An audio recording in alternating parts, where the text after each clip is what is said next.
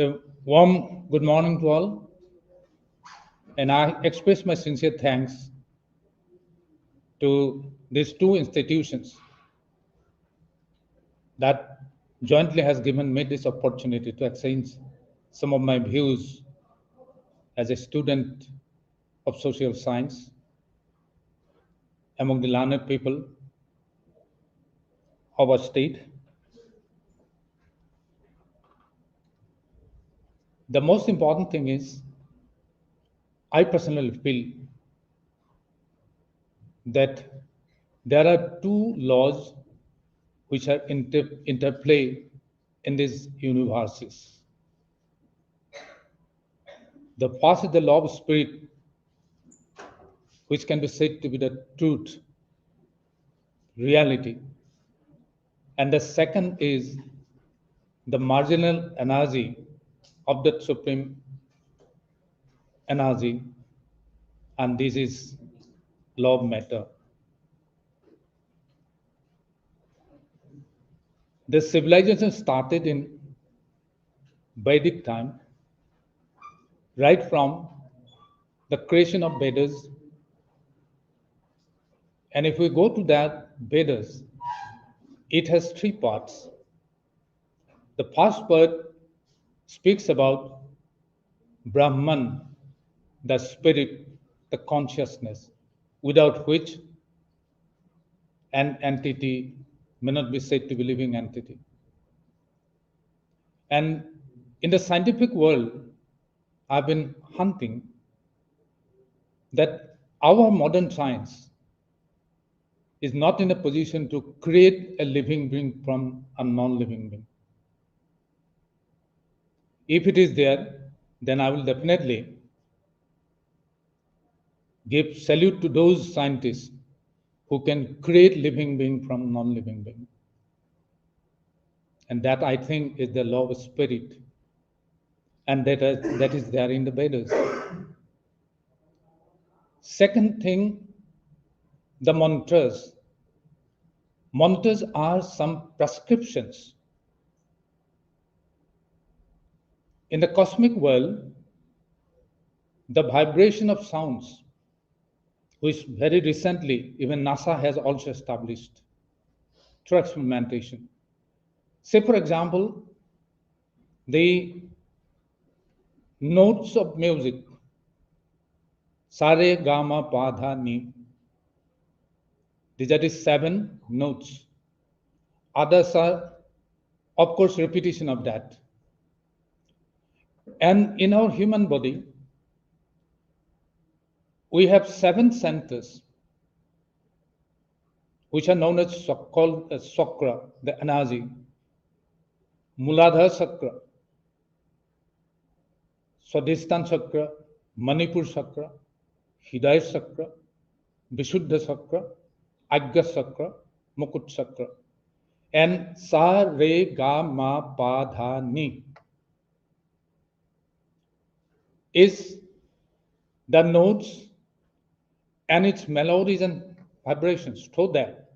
Say, for example, the classical music, through studying, internalizing, and practicing this classical music based on this Sarigamapada Nisa, we can bring energy to these 7 chakras.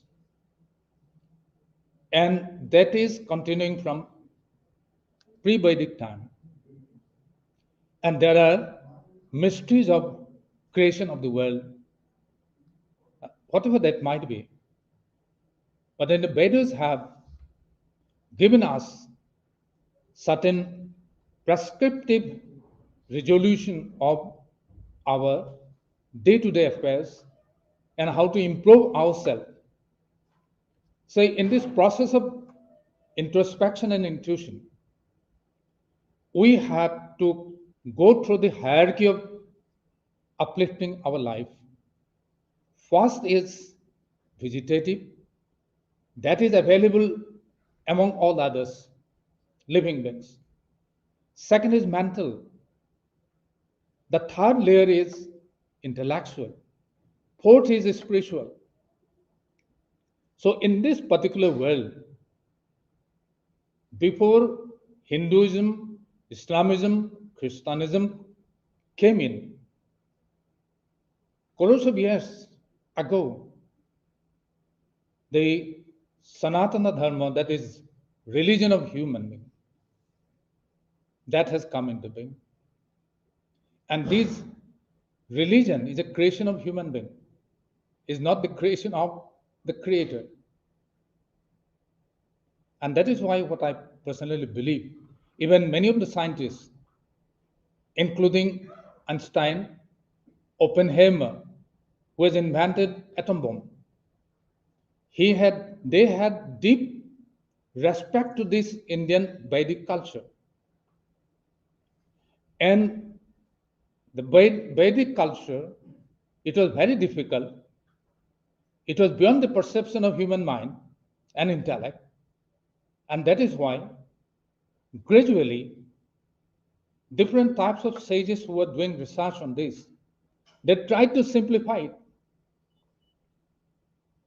And those simplification and development of the line of knowledge is called the Vedanta Upanishads. Upanishads speaks about the disciplic tradition,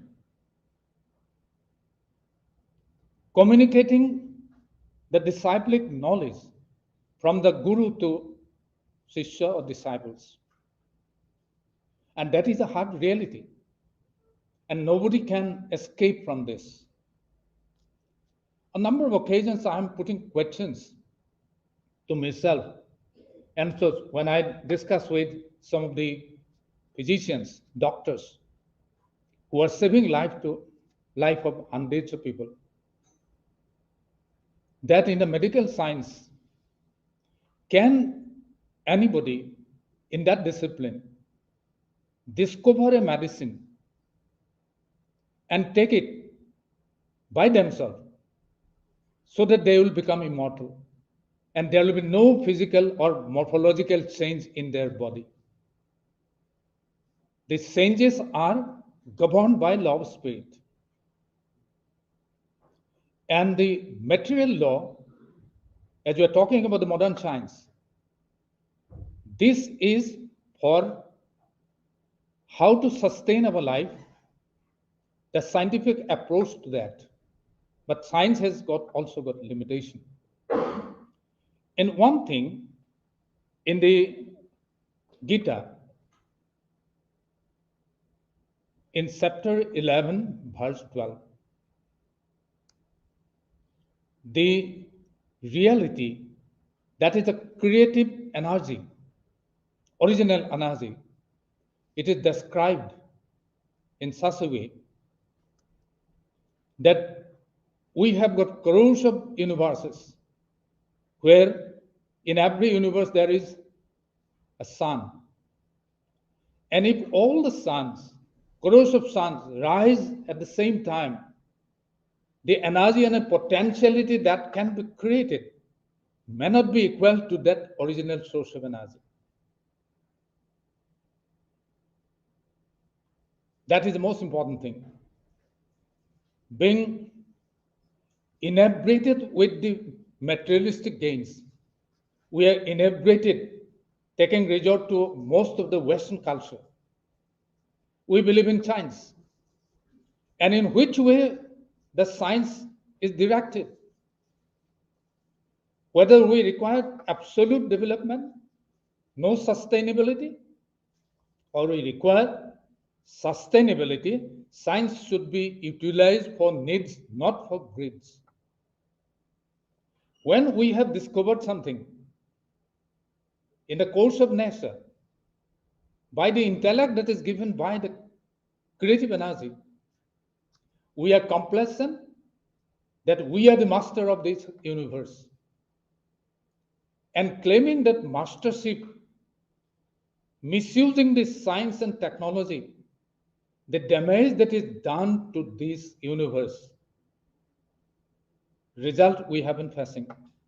The disasters that are coming not only the natural disasters, but the man-made disasters, environmental disasters, social life disasters everywhere. In the name of curbing crimes, which is becoming patternless, we are saying that very drastic law is to be prepared. I'm associated law for last 50 years. But I have never found that law can be the only means of resolving these issues. How can you create a material law for reforming the character that is built in me? If I have got the intention of killing somebody, I have got the intention of doing something mischief, can any law that is created by the parliament rectify my character? We have been seeing. Say, for example, in 2012, Nibhaya case we know in Delhi. And after that, there was a commission constituted to improve and to make more hard the laws. Justice Verma Commission has looked into it and made that these are very heinous crimes.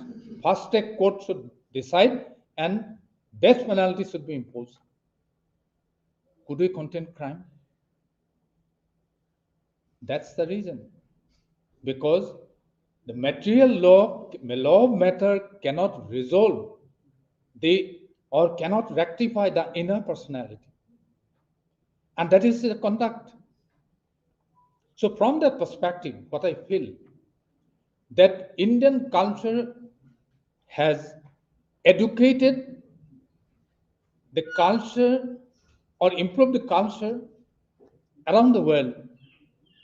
So India is the first country where systematically university was established, Takshashila Vishwavidyalaya.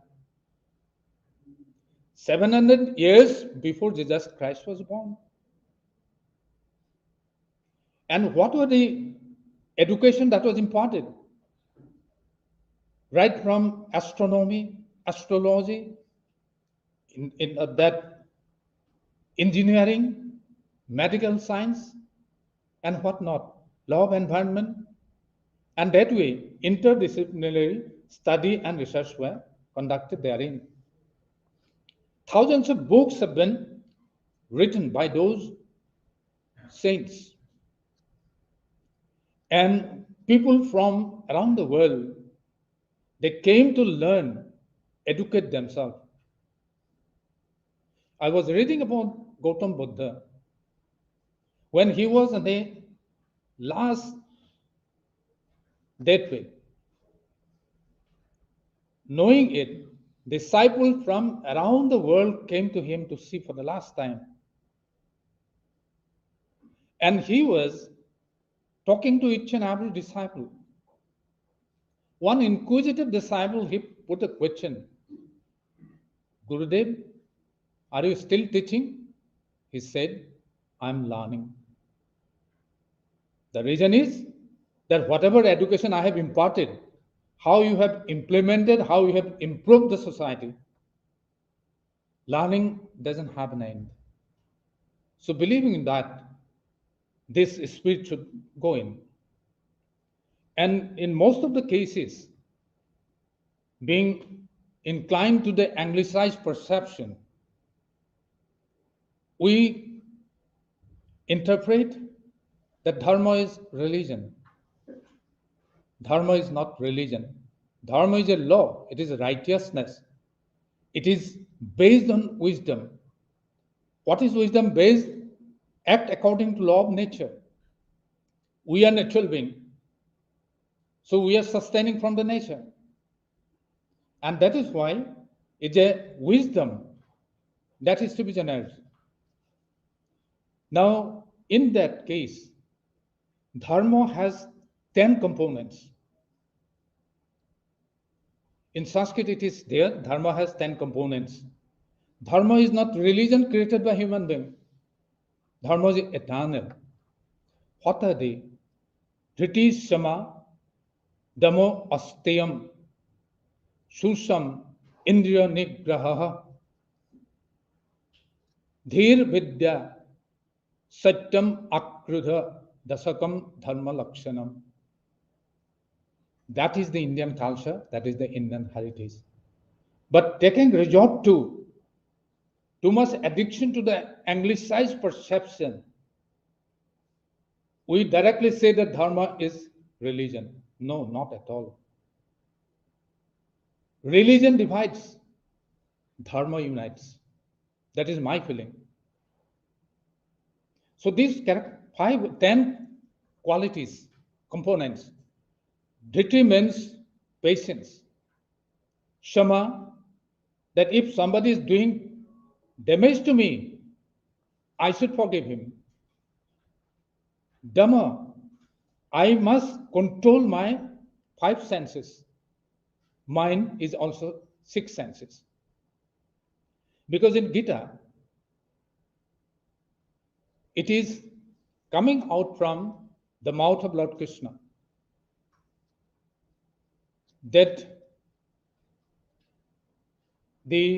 all these living beings are my marginal energies. And they will have that potentiality, that spirit. But then, as because they are in a marginal stage, their much inclination, if it is they are not following the dharma, their inclination will be towards the material comforts, taking to the benefits of the science and technology, misusing it. So that ostium, that means I should contend with what I'm having. I should do much labor for increasing my wealth, but according to need, not according to greed. Then Susham, that is purity. Purity inside, purity outside. That means I must be a perfect person. Indriya Nigraha, we have got senses, and those senses are to be governed by the principles of dharma, sense of belongingness, sense of rationality, sense of justice. Dhir, that means I am firm in my determination that I will lead my life according to law of nature. Vidya, I will learn education. In the Vidya, Niti Sataka, it speaks, Vidya Nama Naresya Rupam Adhikam Prasanna Guptam Dhanam Vidya Bhugokari Jasa Sukokari Vidya Gurunam Guru Vidya Bandejana Videsha Gamane Vidya Para Devata Vidya Rajasu Pujyate Natu Dhanam Vidya Vihina Sakshat Passu. That means if we do not have Vidya knowledge, then definitely we are falling to the level of all other living beings. Then what will be our situation? Ahara nidya bhayam moithunam sa samanyam etat pasubhi naranam pokhur lagut, along with other living beings. Ahar, food, nidya, sleep, bhay, that means I will have some confusions if I do something wrong, or somebody might attack me. Maithunam, procreation. These 4 qualities are common with all other living beings. Dharma hi tesam atisha visheshu dharmahina ena pasubhi samanam. If I cannot imbibe the culture of dharma with these 10 elements, then I'm almost equal to animals. Then in chapter 16, verse 6 of Gita, it is said, Etam dishtim avastebha nasta atmana alpagudaya prabhavanti ugra karman shayaya jagata hita.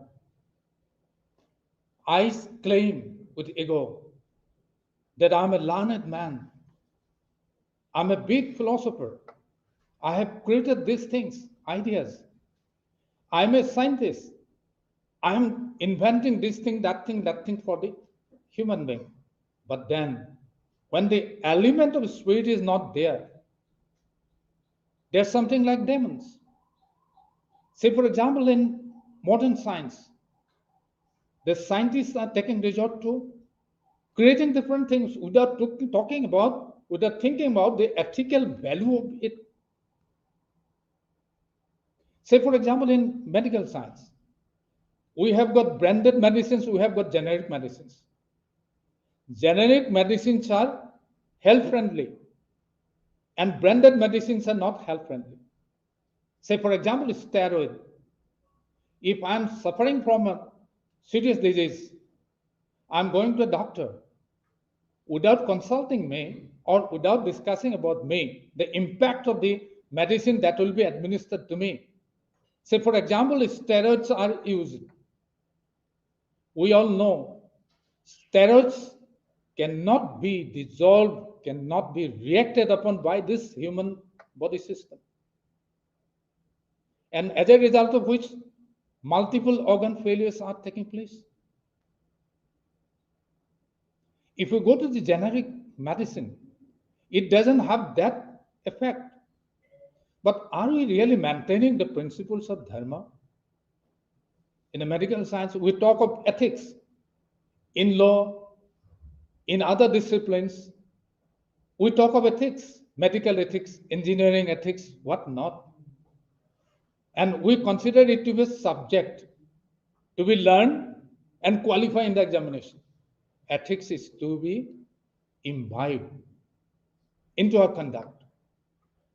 Then our consciousness can be regulated in such a way that we'll always think about that we will have to maintain harmony.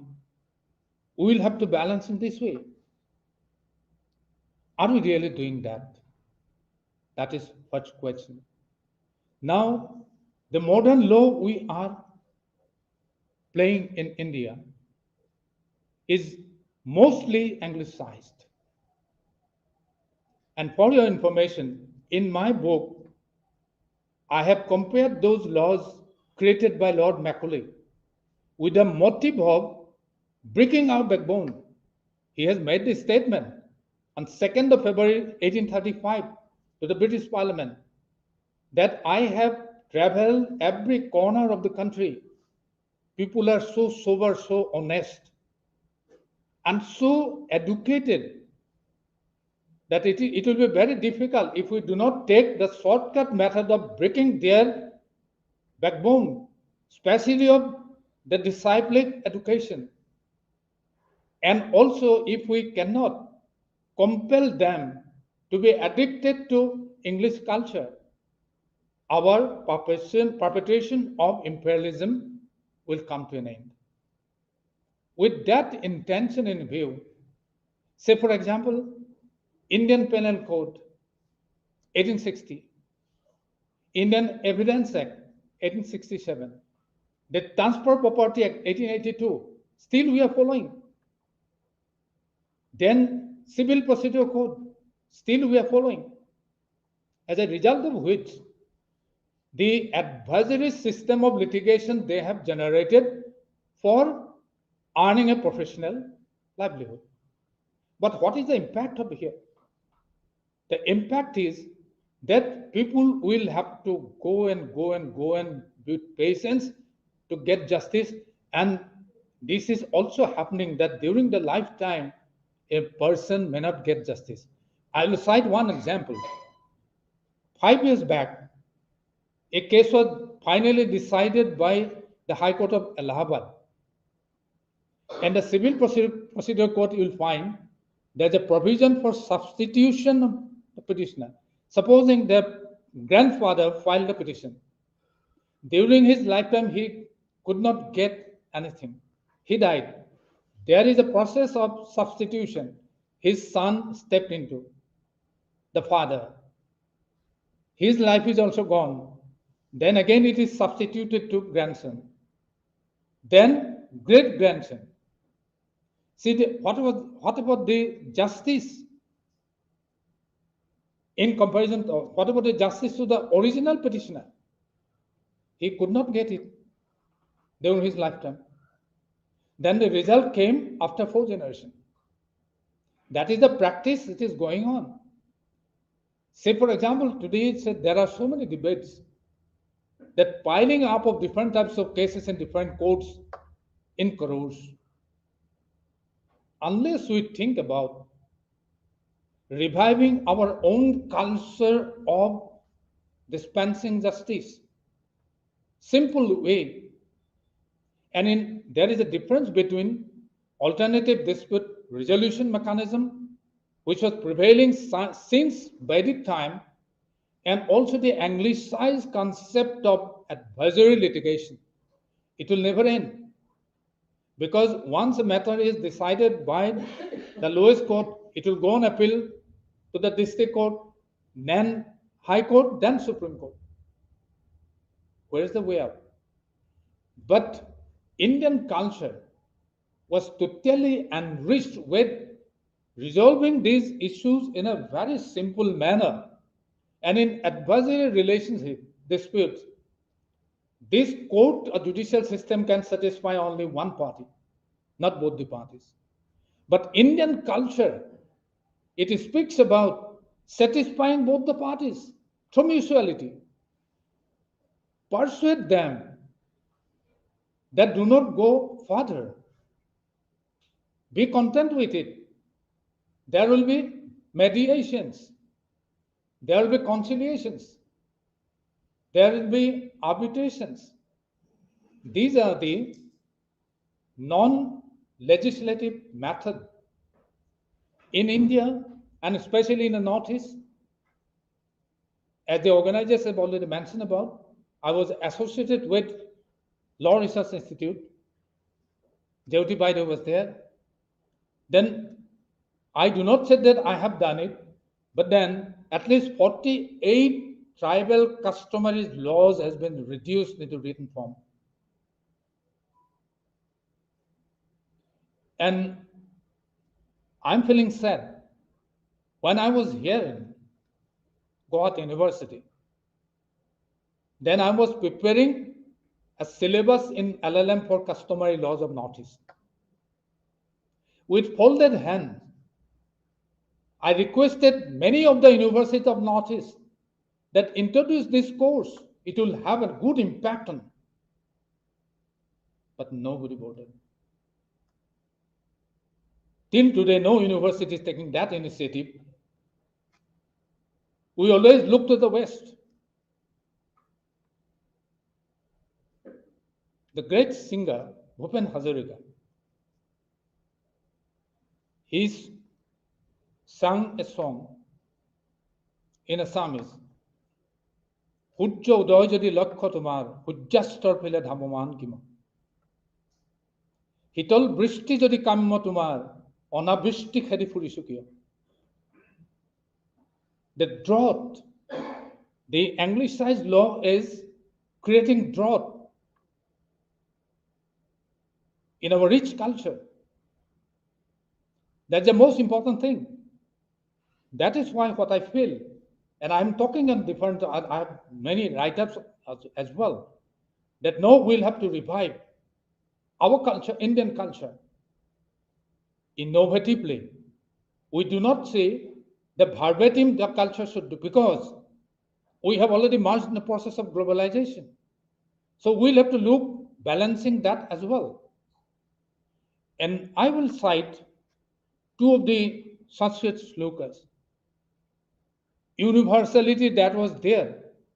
We considered the human community as a unique society. There was no discrimination in the Indian culture if we study well. And in many cases, many of the prolific writers with irresponsibility, just for in the name of writing books, they have criticized Manu. Then I have decided, no, I will have to hunt what drawbacks are there. But I have never found those They are in Manusmritis. In our secondary classes up to 10, we had Sanskrit along with other subjects. It was much favorite, but as I have switched over to science discipline, there was a gap. And gradually, I am trying to accustom with Sanskrit language, Sanskrit culture, and trying to read the books in origin. It is laborious, but then I'm trying to learn the originality. I'll speak one thing. Manu is criticized that Manu was dead against to the dignity of woman. No. Time will not permit me to go for that, but I'm just hinting. In a Manusmriti, he has written that in a family, everybody is of equal status and dignity. Husband and wife, son, daughters, fathers, mothers. One example, right to food. Right to food, very recently in 2004, 2005, this development happened, 2010, 2012, basically, Right to Food Act has come into being. But Manu has said about right to food in a family, priority-wise, who has the right to food first? Not the guest, not the elderly people,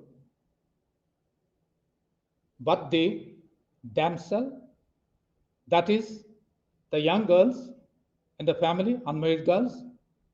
Second preference is the woman who is in advanced stage. Guest is not preferred. Friends, believe me, these misnomers are creating chaos in our understanding. That is why I believe that we should revive our culture innovatively, making adjustment to the global perspective. That is what is needed. I have studied international law and still studying. I have been studying the Indian culture and heritage with a deep sense of gratitude. And I'm really proud of that I am born as an Indian, and gladly I will meet end of my life being Indian. So in that particular perspective, the time has come, especially the young generation, they should prosecute research on these areas, revive our own culture. Coming to the Constitution, so this is the Constitution of India, and we are very much complacent that we have a Constitution. But what are the ingredients which are there composing the Constitution? 90% of the ingredients are exotic. Only 10% ingredients are indigenous. In the sense, say for example, fundamental rights or Bill of Rights, that is from America. Parliamentary form of government, it is from Britain. Directive principles of state policy, it is from Irish Constitution. Concept of federalism, fiscal relationship, these are brought from Australia, Canada, and to some extent from American system.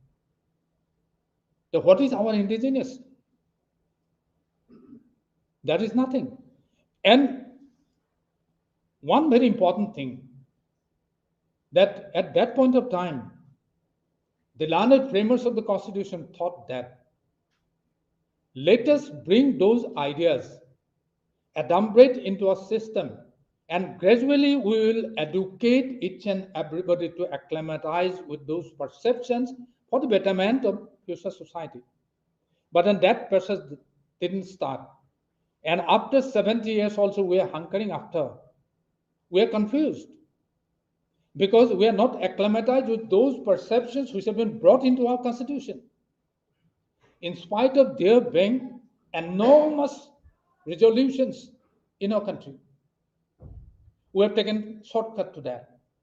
Article 13, Clause 1, it has given the door for entrance of those exotic legislations. Say, for example, Indian Penal Code, especially I'm talking about Section 124A, sedition. So in a free country, where can there be a concept of sedition? Supreme Court is intervening in this, and gradually these things, many other instances are there.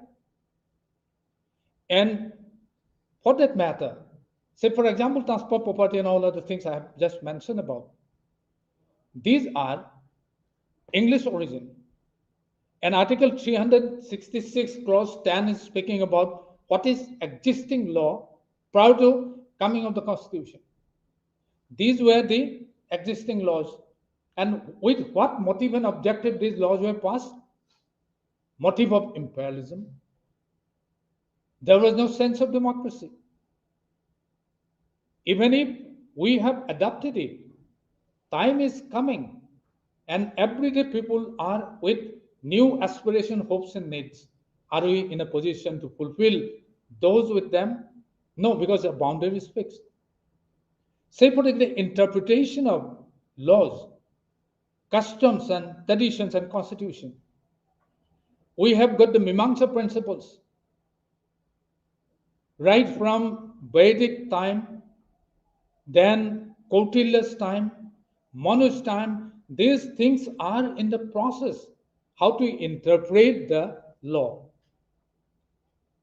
But then, keeping it aside, we have inducted the English side jurisprudence of interpretation. And that is, boundary is fixed by the Constitution itself, Article 367.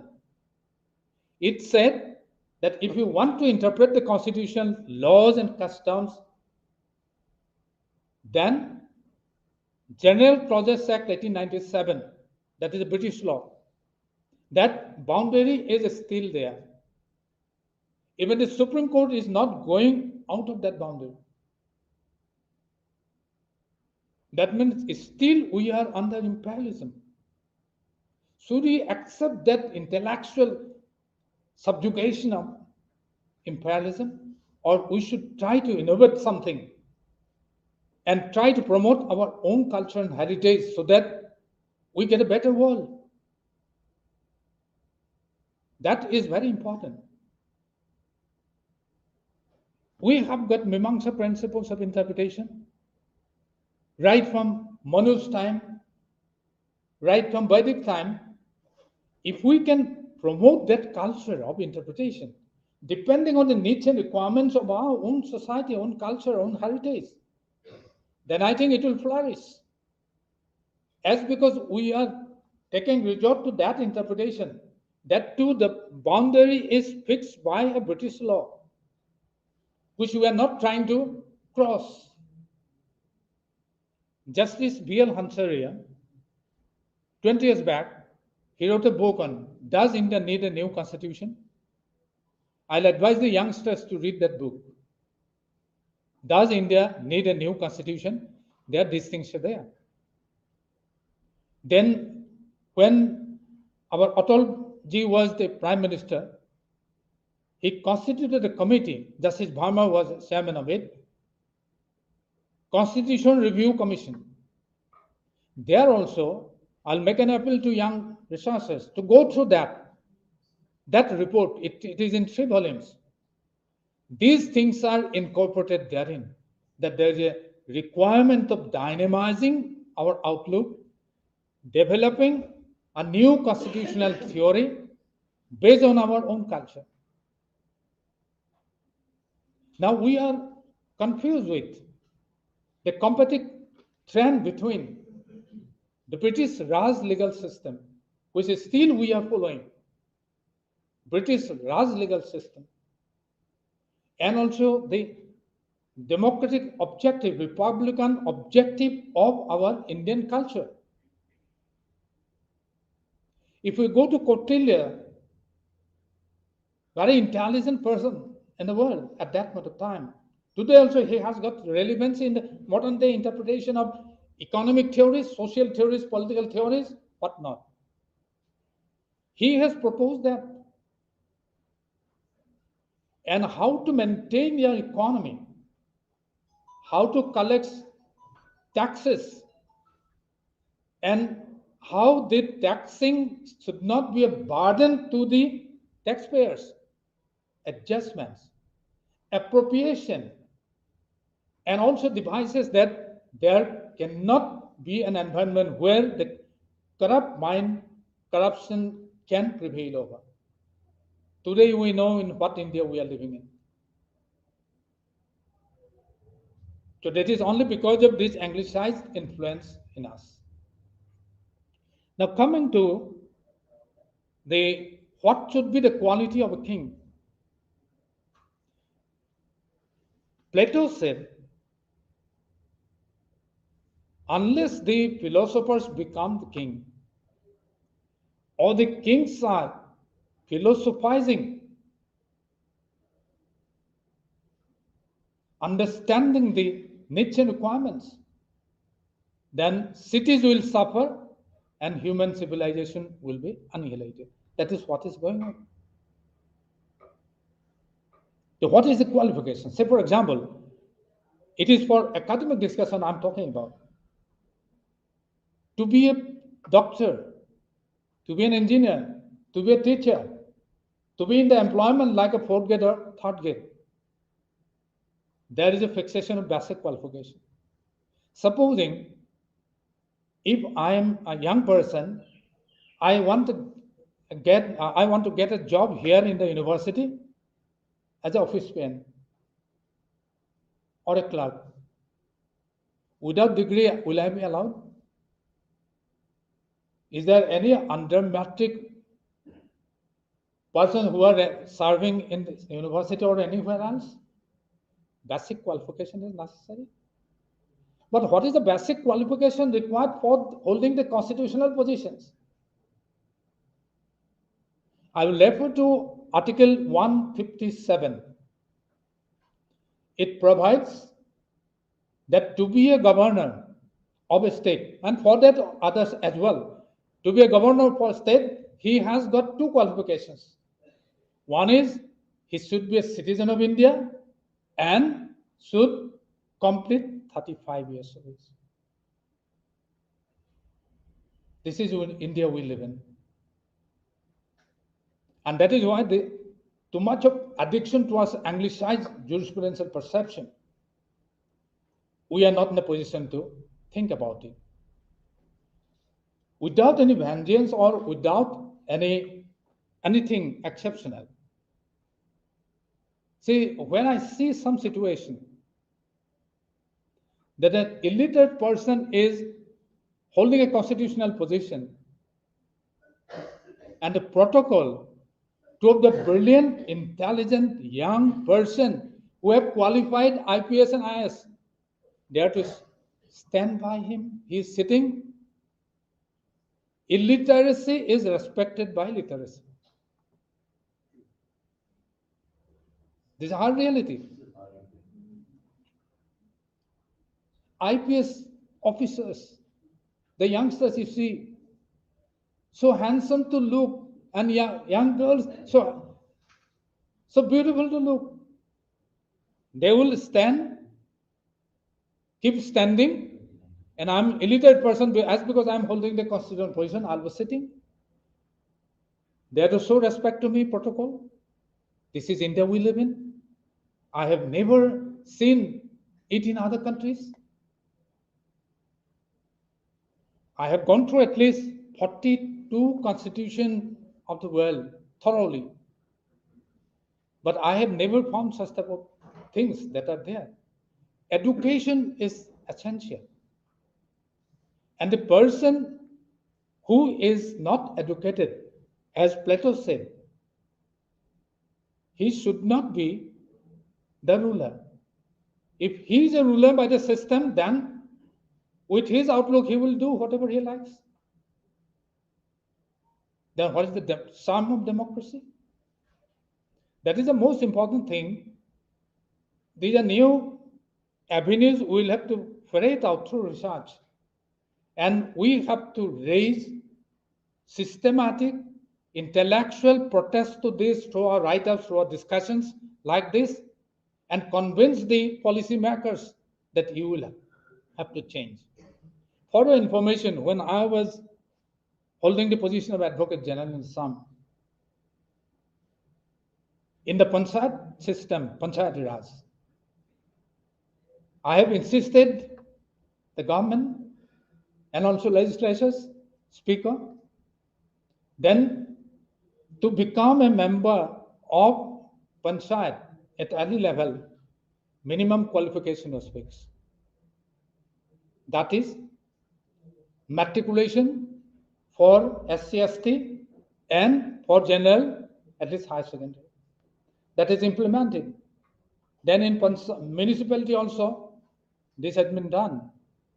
I had the idea about persuading those people that at least in the assembly and in the parliament also this system should go.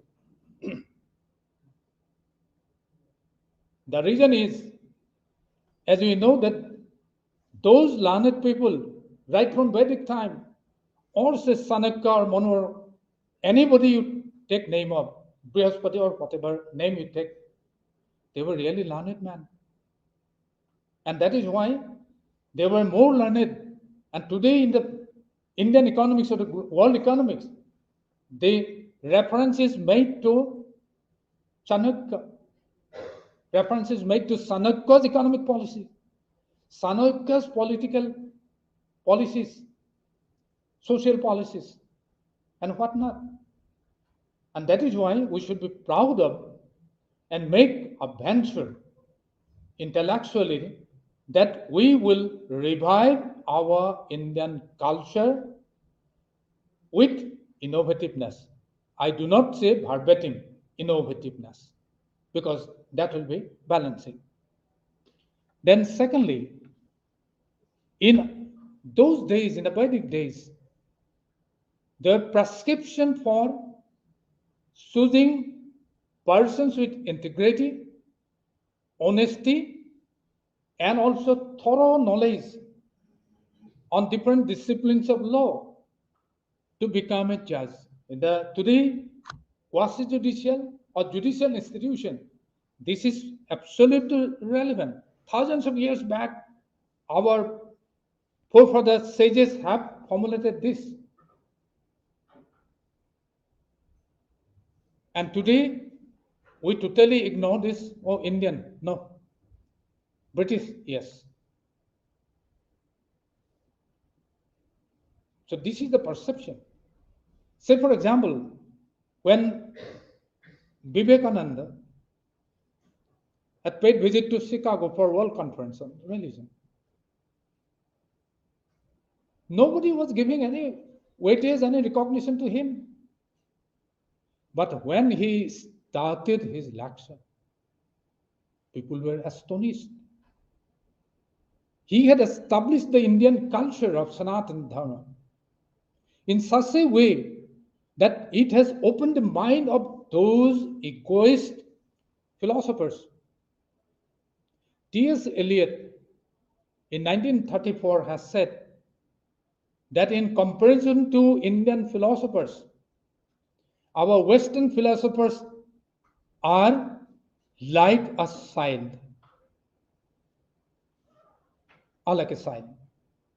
And T.S. Eliot, again, he has written a poem. He said, all our knowledge is going to ignorance. All our ignorance is going to nearness to death. But nearness to death is not nearness to God. Where is the life we have lost in living? Where is the life we have lost in living as we are losing our life in living? Somehow we have to live. I have my two daughters or two sons. They are well placed. Simply I am to pass my life. Where is the life we have lost in living? Where is the wisdom we have lost in knowledge?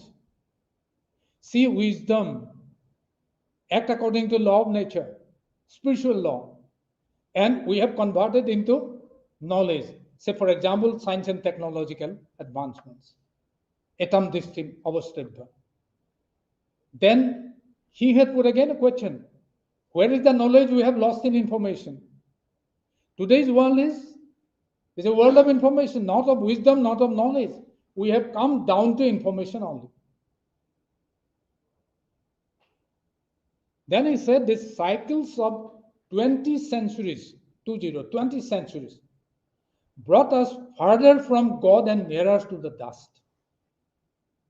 And that's the hard reality we all, the Indians, are somehow managing our life, academic life, intellectual life, social life, political life, somehow managing. But Indian culture doesn't speak about somehow managing, lively, vibrant managements. And our culture is a culture of duties. Say, for example, we have to learn from the nature. There is a Sanskrit sloka that we have to devote for others. That is service. What is that? Parupakaraya phalanti bhiksha. Parupakaraya bahanti nadda. Parupakaraya duhanti gava. Parupakaratham idam sariram. That's a real law. Say, for example, the trees are bearing fruits. Is it that the tree is taking it? A river is flowing. Is it flowing for itself? It is flowing for others. That is with service to the nation, service to human being.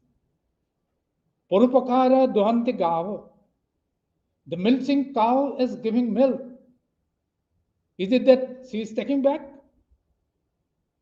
We all are sustaining.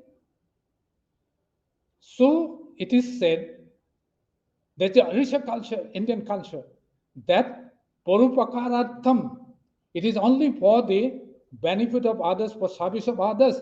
Idam sariram. This body is given for rendering service. So from that perspective, then as I was talking about Vidya Nama Narasya Rupam, and today, how we are moving in the path of Vidya. Vidya Vivadaya, Dhanam Madaya, Saktim Parisam Paripiranaya, Khalasya, Sadhunam Tad Viparitam, Jnanaya, Danaya, Rakshanaya. If we are behaving in a demonic way, that what do we do? Vidya we take for disputing, prevailing over. Vidya Vivadaya, Dhanam Madaya. Whatever we are earning, it is not for good cause. It is for personal, physical comforts. And Shakti Parisam Paripiranaya. I have a power and I will subjugate them. I'm giving you one example. Supposing I'm a teacher in a department. Early in the morning I came. One of my office peon was there. Suddenly he felt dizziness. I was only there. He screamed for a glass of water. I'm a head of the department. I'm a professor.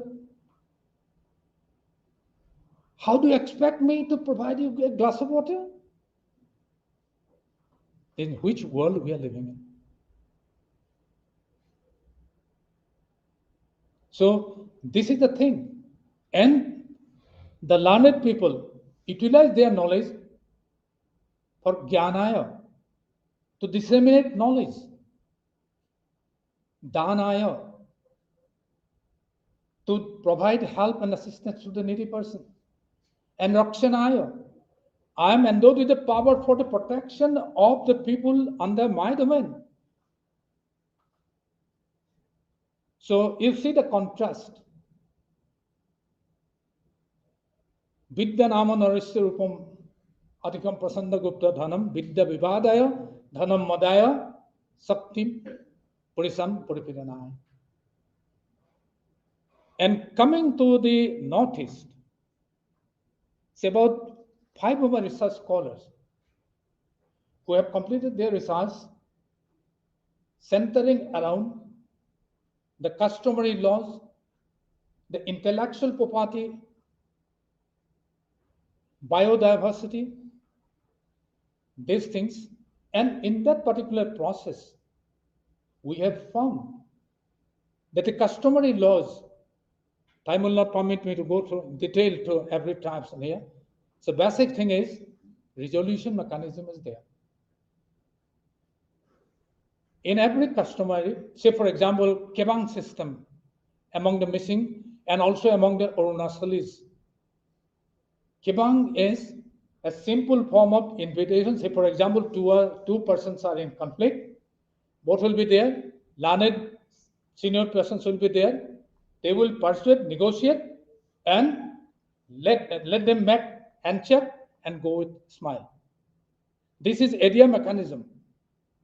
When, say, 20 years back, I had the opportunity to attend international seminar on area mechanism.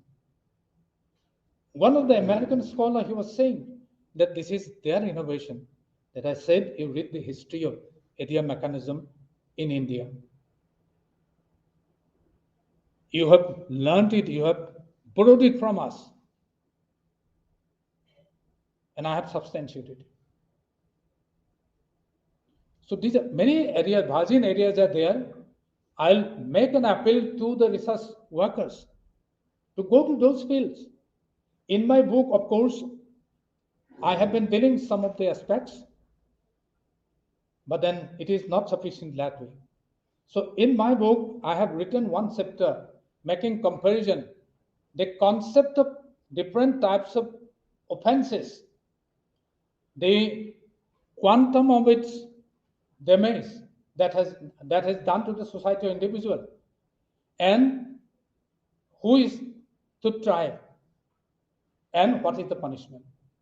And I have seen 32 pages I have made comparison. In the left side, the rule during the Ahom and the present day law. I'm making comparison of it, and it's a big challenge to the Anglicized people who demand that they have created these laws. No.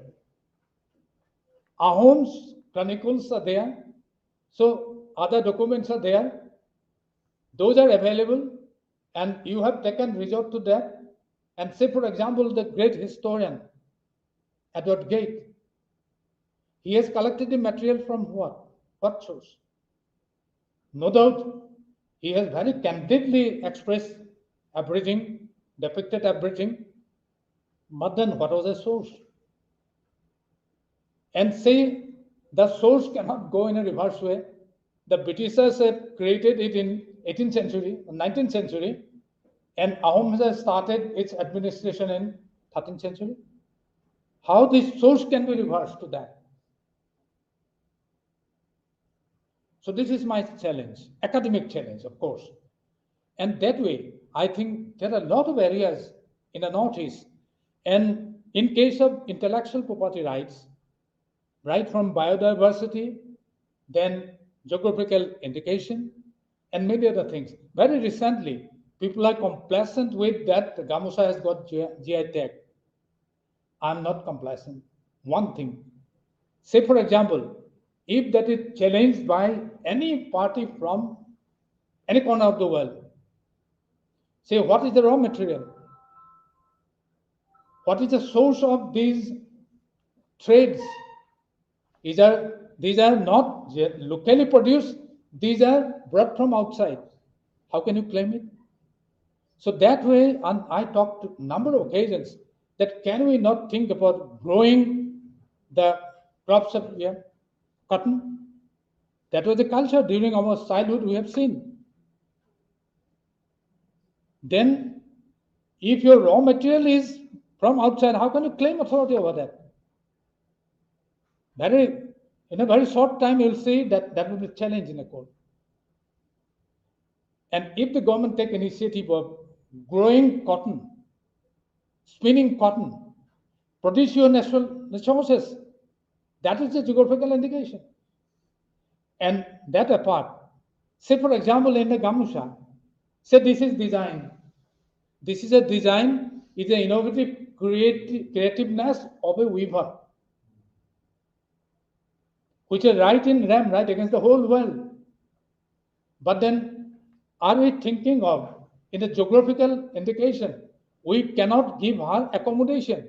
And that is why 2000 Act, the Act of Design, it will give her protection of her creation as an individual, not as a group. Geographical indication is a group right. And design, say for example, the weaver, there are many other designs that are created. Are we giving credit to, are we thinking about protecting their intellectual property right? The domain is virgin. And most of the cases, the piracy is going on in the Northeast, right from fauna, flora, design, and many other things. So I'll make an appeal to the young researchers. Be busy with this. Protect your environment, protect your culture, protect your heritage. And think about remodeling the structure of the Constitution, not by waging war, not by raising slogan, but by intuitively developing intellectual campaign, which is convincing too. So I don't like to take much time. I have already taken. So I'd like to conclude it with my limited knowledge, whatever I could express before you, I've expressed. And in the interaction process, if anything is there, I'll just talk. Sarve bhavantu sukhinah, sarve santu niramayah,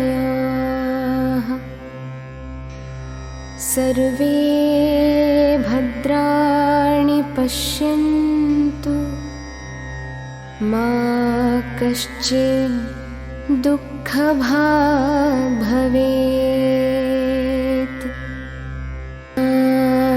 Shanti, Shanti, Shanti.